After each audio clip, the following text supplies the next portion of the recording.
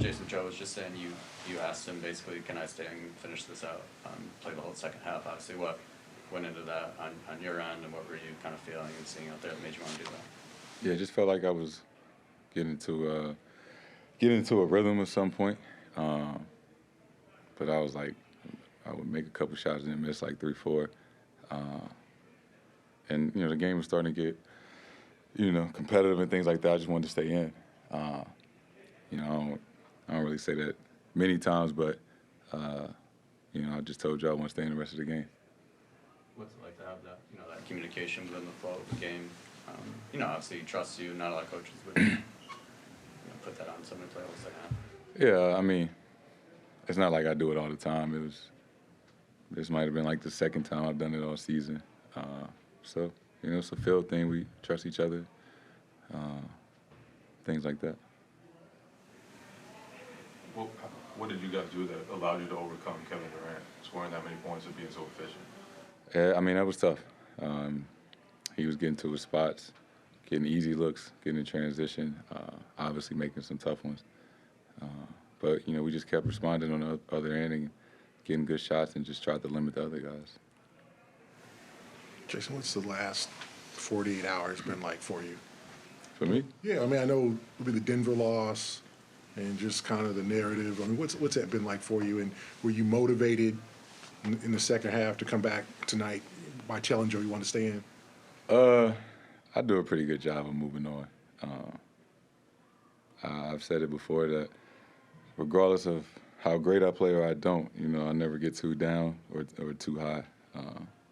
And whatever, people are saying, I respect it, right? People have a job to report on, things that we do, things that we say, how we play. So, I never take those things personal. Yesterday I got to play 18 holes of golf, get some sun, enjoy time with the guys outside, and just kind of get away from it mentally. And today we bounced back in a positive way, and got a big win on the road. How did it feel to get that break, to take a deep breath, to enjoy, weather that's not 32 degrees or whatever it is in Boston? It felt great.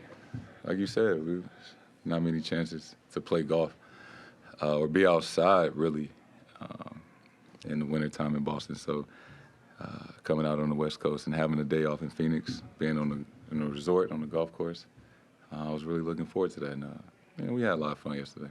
How'd you shoot? I want some money. That's important. What do you think's been the key? You guys haven't had a 3-game losing streak all year. The key to kind of really never having these lulls last and pushing back every single time? Just not letting it snowball effect, right? We're not perfect.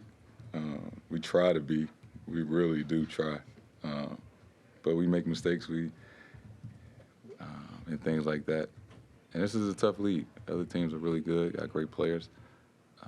So it's all about how you respond. You want to be a good special team. You got to do a really good job of responding. Especially when on the road, it's tough being away from home for 10, 12 days or whatever. So this is a great way to come out here and get a win against a team that's been playing well lately. Jayson, you grew up very close to Brad Beal. How do you relish the matchup against him when you play him? Something I always dreamed about as a kid. Just two guys that grew up in St. Louis, grew up in the same neighborhood, same high school. So, this is just a proud moment for, like, us and our families, our moms that's watching. Everybody back home in St. Louis probably watched this game today.